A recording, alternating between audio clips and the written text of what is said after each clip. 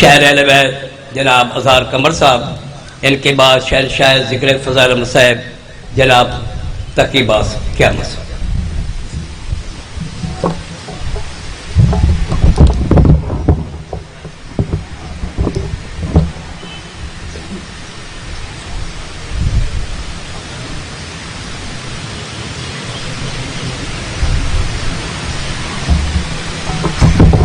درود میں اکثر کہا کرتا ہوں کہ درود یہ سوچ کے پڑھا کیجئے کہ درود ان ہستیوں پر ہے جن کے دم سے درود میں دم درود ہے۔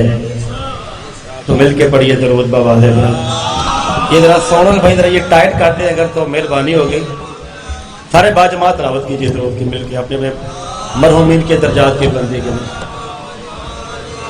دعا ہے میرے انتہائی باجو احترام بانیان کی یہ ہر سال کی طرح صفحہ ماتم بچھائی اپنی بارگاہ میں قبول و منظور فرمائے۔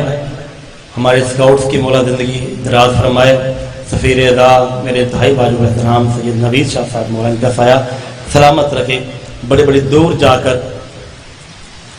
یہ عزاداری کے لیے اپنی کاوشیں نثار کرتے ہیں۔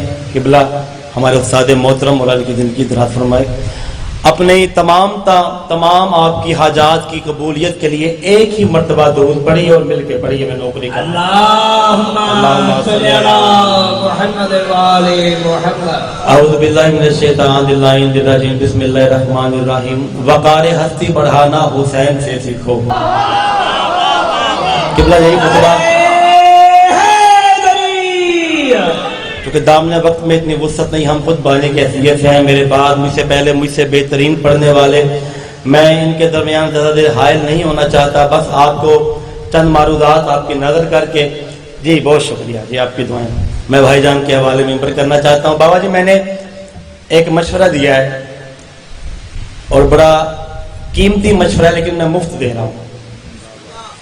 وقار ہستی بڑھانا حسین سے سیکھو۔ اور قبلہ اگر یہ توجہ میں تشریف فرمائے ہے پورا مجمع، میں اکثر کہا کرتا ہوں مجھے وہ مجمع اچھے لگتے ہیں جن میں نہ نظر آنے والے مومن زیادہ ہوں، ٹھیک ہے نا؟ آپ کی توجہ ہوئی تو چوتھے مصرعے سننے کے بعد آپ کو یوں محسوس ہوگا کہ آسمان سے کوئی نور اترا اور آپ کے قلوب میں سما گیا، مگر دل کی بستی میں حسین کا بسنا لازمی ہے۔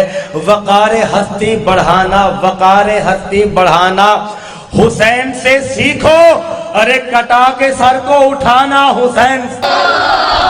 سبحان اللہ، بہت مہربانی، بہت شکریہ۔ وقار ہستی بڑھانا، بابا جی آپ کی دعا ہوگی۔ سید مجاہد شاہ صاحب مولا زندگی دراز فرمائے، آپ کی دعا کی خاطر وقار ہستی بڑھانا۔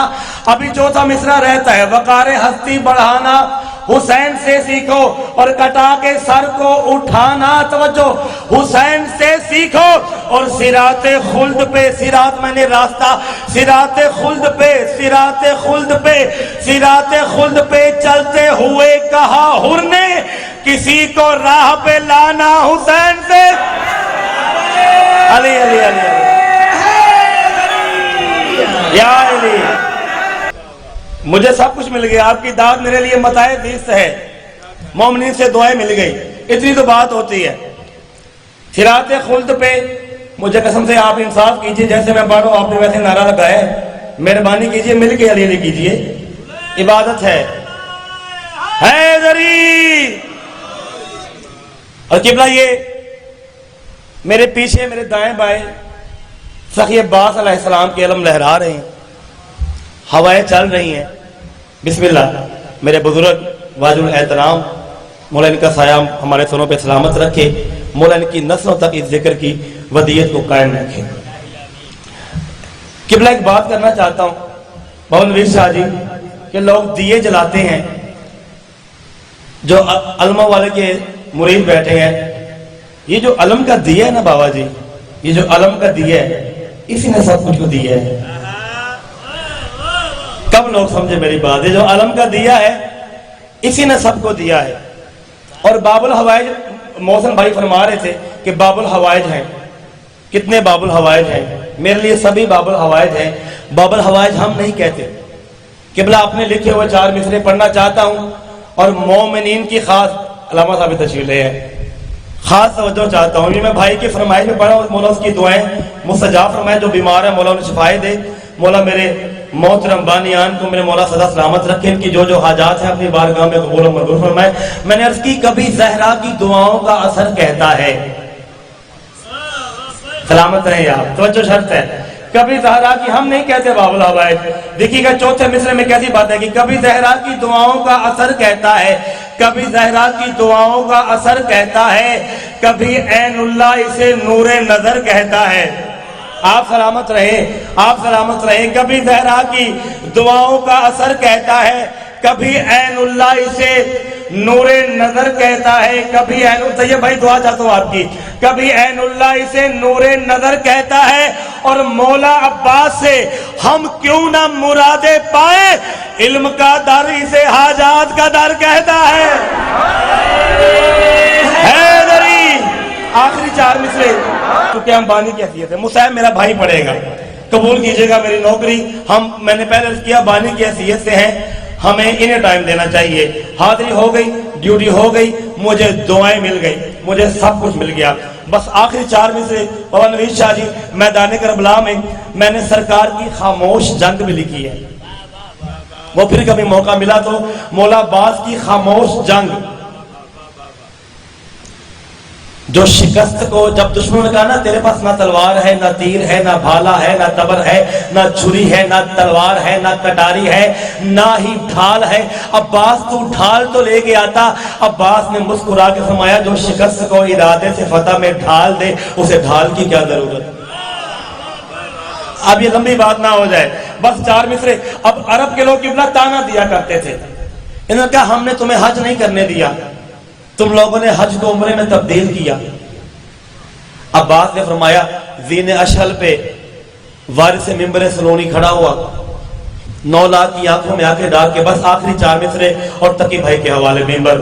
اور قسم سے اگر آپ توجہ میں بیٹھے ہیں, جس طرح بامجاد شاہ جی آپ سے دعا لینے کی خاطر, اگر آپ توجہ میں بیٹھے ہیں تو قبر کی دیواروں تک آپ کو یہ 4 مصرے یاد رہیں گے اظہار قمر کے, چونکہ نوکری ہے, بی بی کی عطا ہے.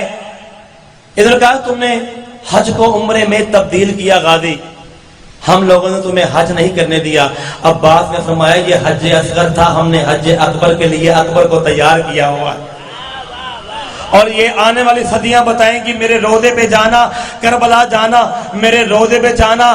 آنے والی صدیاں بچائیں گی کہ ہم نے محنت کیا کی, ہم نے کیا کیا. قبلہ آج بھی تاریخ گواہ ہے.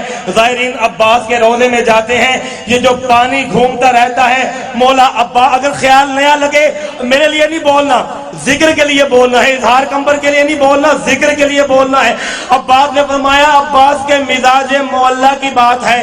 آج بھی یہ 2 علم امام حسین کی ذریعے پہ اور مولا عباس کی ذریعے پہ دنیا کو ہاتھ کھول کھول کے بتاتے ہیں کہ عباس کے مزاج معلّہ کی بات ہے. میں نے پڑھ کے چلے جانا ہے, تو سوچتے رہنا کہ میں نے بات کیا کی. عباس کے مزاج معلّہ کی بات ہے. ناجی کو ایک پل میں ہی عباس کے مزاج معلّہ کی بات ہے. توجہ بھائی, آسی کو ایک پل میں ہی ناجی بنا دیا اور پانی طواف کرتا ہے غازی کی قبر کا. عباس نے فرات کو حاجی بنا دیا. ہاتھ کھڑے کر کے نعرہ حیدری.